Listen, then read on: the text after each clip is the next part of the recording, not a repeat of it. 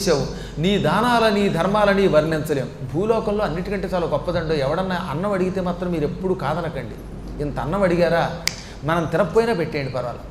జలదానం, ఇంత అన్నం, ఈ రెండూ చేసిన వాళ్ళు, జల అన్నదానములు చేసినటువంటి వాడికి ఎంత శక్తి వస్తుందో ఒకటికి 2 సార్లు భారతం రామాయణం చెప్పాయి. మరీ దరిద్ర స్థితిలో ఉంటే చెప్పలేం, కానీ ఒక మాదిరి స్థితి ఉండి ఇంత అన్నం పెట్టగలిగితే ఎవరైనా అన్నం అడిగితే మాత్రం తిట్టకండి.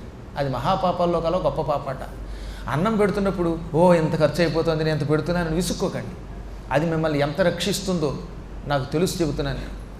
ఎప్పుడో తెలుసో తెలియకో ఇంత అన్నం పెడితేనే విదేశాలలో సమయానికి ఆ అన్నదానం నన్ను రక్షించి ఎన్నో పర్యాయాలు నాకు అన్నం పెట్టింది. కాబట్టి అంటే ఆత్మస్థుతి అవుతుంది కనుక అలాంటివి చెప్పకూడదు. కానీ అన్నదానము చేసిన వాడికి మాత్రం ఈ లోకంలో కూడా వేళకు అన్నం దొరుకుతుంది. శరీరం విడిచిపెట్టాక తప్పక వాడు శాశ్వతమైన దివ్యలోకాలకు వెళ్ళి తీరుతాడు.